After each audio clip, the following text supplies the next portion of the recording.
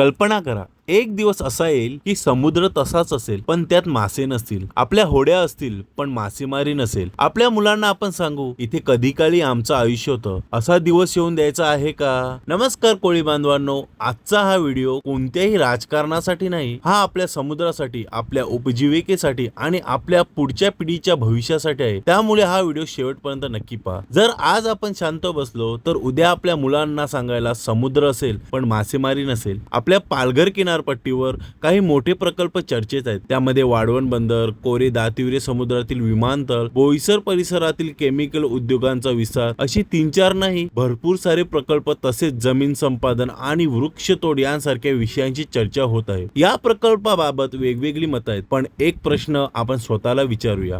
जर आपल्या समुद्रावर, खाड्यांवर आणि मासेमारीवर परिणाम झाला तर आपल्या कोळी समाजाचं काय? आपल्या वडिलांनी आणि आजोबांनी याच समुद्रावर विश्वास ठेवून आयुष्य घालवलं. याच समुद्राने आपल्या घरात चूल पेटती ठेवली. याच समुद्राने आपल्या मुलांचं शिक्षण केलं. समुद्र हा आमच्यासाठी फक्त पाणी नाही, तो आमचं शेत आहे. जर समुद्रच बदलला तर आपल्या होड्या कुठे जातील? आपण जाळी कुठे टाकायची? आपल्या पुढच्या पिढीला आपण कोणता वारसा देणार? प्रत्येक प्रकल्पाची अधिकृत माहिती घ्या, ग्रामसभा, सार्वजनिक सुनावणी आणि कायदेशीर प्रक्रियेत सहभागी व्हा. आपले प्रश्न विचारा आणि आपले मत नोंदवा. आज आवाज उठवला नाही तर उद्या कदाचित आवाज उठवायलाही उशीर होईल. माझी प्रत्येक कोळी बांधवाला, प्रत्येक शेतकऱ्याला आणि प्रत्येक तरुणाला हात जोडून विनंती आहे, जागे व्हा, एकत्र या, आपल्या समुद्रासाठी, आपल्या जमिनीसाठी, आपल्या भविष्यासाठी. कारण समुद्र वाचला तर कोळी वाचेल आणि कोळी वाचला तरच आपली संस्कृती, आपली ओळख आणि आपल्या पुढच्या पिढीचं भविष्य वाचेल. हा व्हिडिओ जास्तीत जास्त शेअर करा आणि तुमच्या प्रतिक्रिया नक्की कळवा. एक आवाज उठवा,